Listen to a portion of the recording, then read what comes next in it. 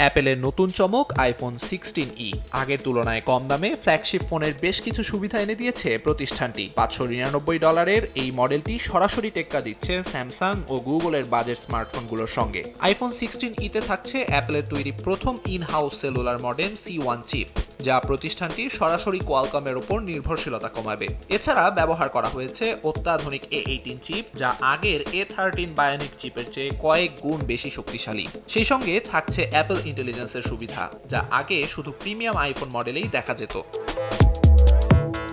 আইফোনের সংস্করণে নতুন চমক ইন্টিগ্রেটেড চ্যাট জিপিটির সংযোজন, যার ফলে বারবার অ্যাপ্লিকেশন পরিবর্তন না করেও চ্যাট জিপিটির পূর্ণ সুবিধা নিতে পারবে ব্যবহারকারীরা। এছাড়া নতুন এই মডেলে থাকছে 6.1 inch display, action button, face ID সুবিধা। ক্যামেরা সিস্টেমে আছে 48 মেগাপিক্সেলের একটি সেন্সর এবং দুটি লেন্স।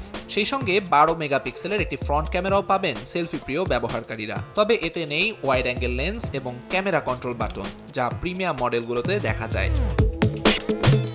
অ্যাপল জানিয়েছে 21 ফেব্রুয়ারি থেকে 59টি দেশে প্রি অর্ডার শুরু হবে, আর 28 ফেব্রুয়ারি বাজারে আসবে নতুন মডেলটি।